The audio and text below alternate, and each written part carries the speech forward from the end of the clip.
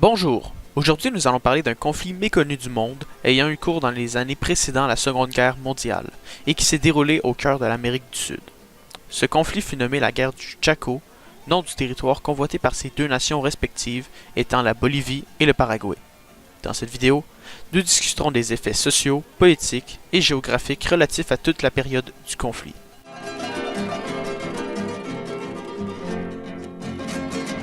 Nous sommes en 1932. La guerre entre les deux pays vient d'éclater, mais afin d'expliquer les raisons qui auraient pu causer ce conflit, il faut remonter jusqu'en 1884. La Bolivie venait de perdre une nouvelle guerre contre l'un de ses grands voisins, le Chili.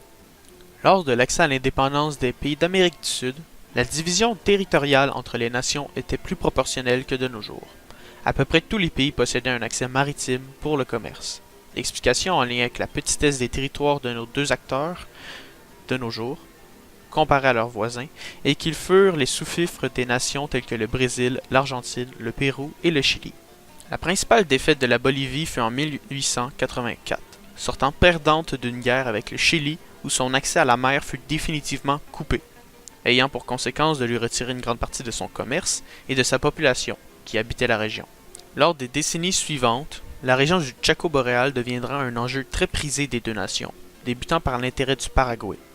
La région en question était d'environ 240 000 km², s'étendant de la rivière Paraguay à la cordillère des Andes.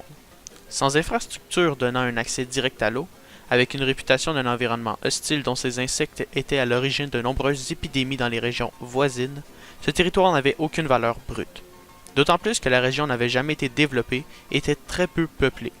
Seule la population semble avoir un réel intérêt pour le Paraguay, étant originaire des mêmes tribus lors de la colonisation européenne.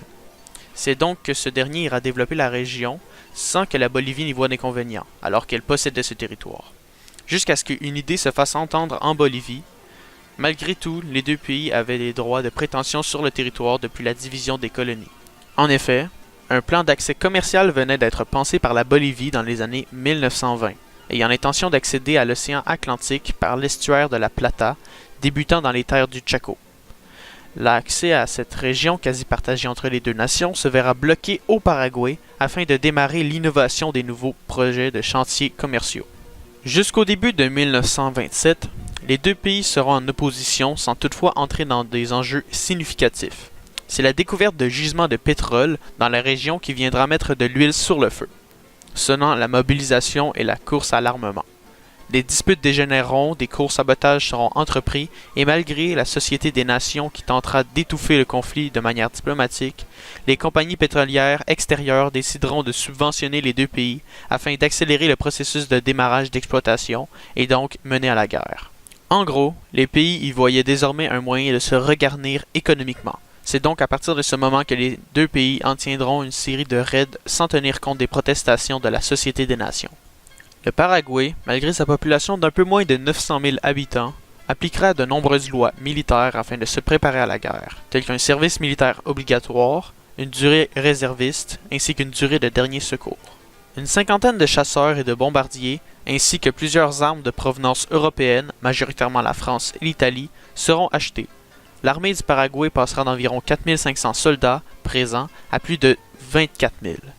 Quelques navires de guerre et de transport de troupes seront mobilisés dans le Rio Paraguay.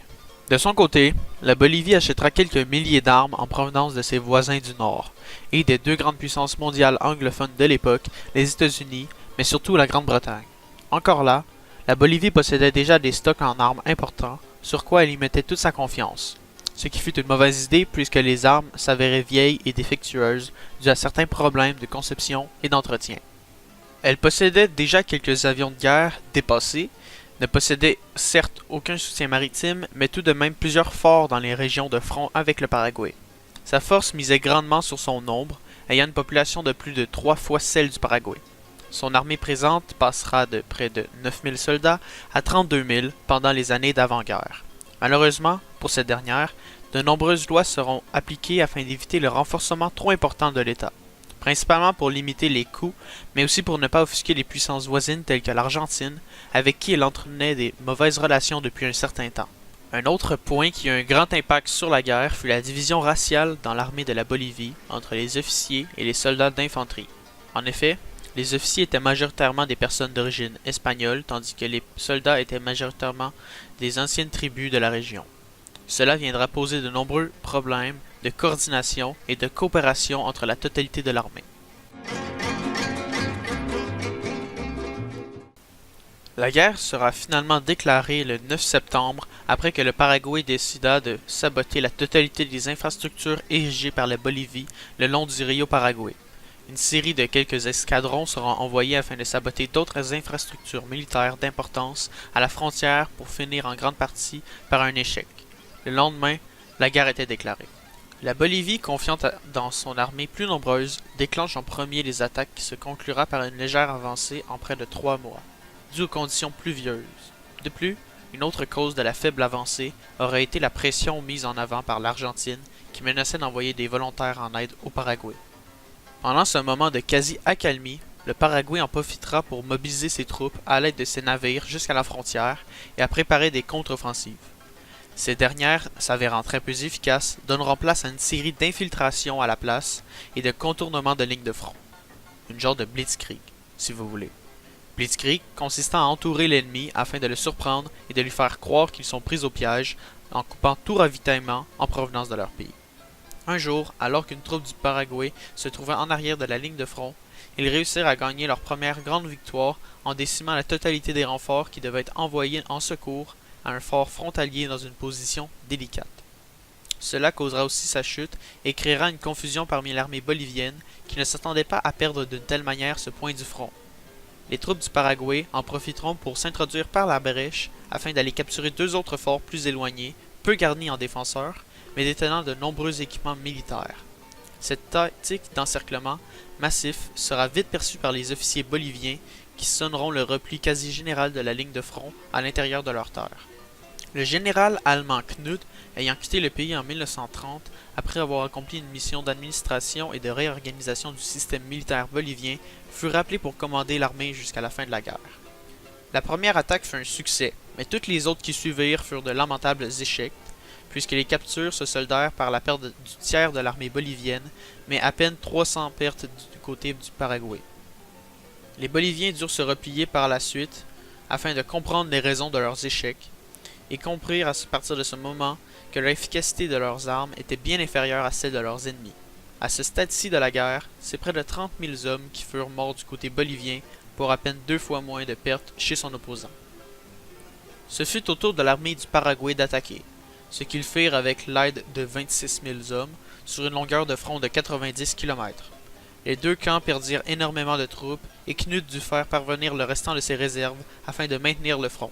Ce fut après 2 mois de combat, lors du mois de décembre 1934, que le Paraguay parvint à percer et à entourer une grande partie du front, capturant une majeure partie de l'armée bolivienne sur le front Nawa, soit 8 000 hommes.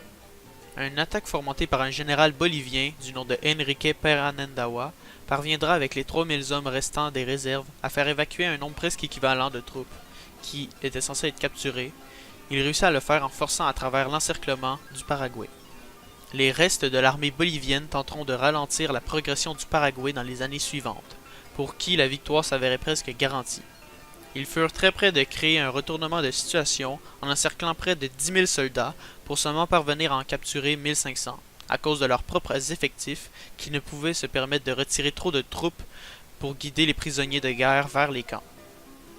La Bolivie, lors de cette technique, aura trop enfoncé ses troupes dans les lignes ennemies, venant confirmer la tactique militaire du Paraguay qui souhaitait les attirer dans un piège. La quasi-totalité du restant de l'armée bolivienne sera soit capturée, soit auront l'ordre de quitter le territoire du Chaco boréal afin de se réorganiser plus loin. Les nations signeront un cessez-le-feu le 12 juin 1935. Un traité de paix sera alors imprimé en 1938 par l'Argentine, souhaitant finalement la paix définitive entre les deux pays, mais ils ne décideront de ne pas le signer jusque dans les années 60.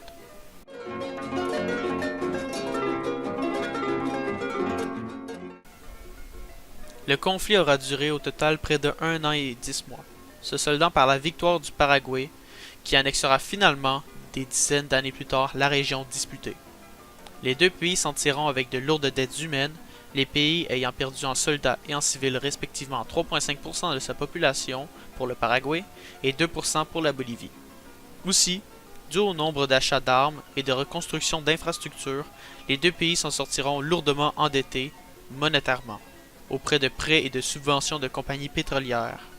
L'ironie de l'histoire sera qu'au final aucun gisement de pétrole ne fut découvert dans la zone en après-guerre. L'un des principaux facteurs de la défaite bolivienne fut la mauvaise cohésion dans son armée entre officiers et infanterie.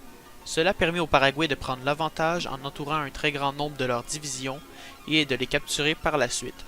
Ajoutons à cela de mauvaises conditions climatiques et de nombreux problèmes au niveau du matériel, il était clair que le Paraguay était avantagé d'une certaine façon contre un ennemi mal préparé. Dans ce genre de situation, on voit très bien que même les plus petits peuvent vaincre un grand. Je vous remercie grandement d'avoir écouté cette vidéo et espère que vous aurez pris goût à l'histoire. Je vous remercie d'avance pour laisser des likes et des commentaires et vous revois à la prochaine vidéo.